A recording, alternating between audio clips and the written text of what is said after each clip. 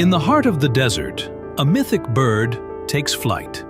They call it the phoenix, a creature of flame, rebirth, and eternity. Every 500 years, the phoenix builds a nest of cinnamon and myrrh and sets itself on fire. From the ashes of death, a spark rises.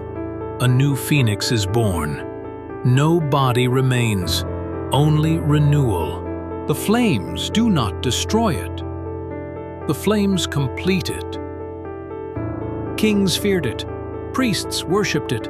Poets chased its symbol for centuries. It is not just a bird. It is a promise that nothing ends forever. When you fall, rise from your own ashes.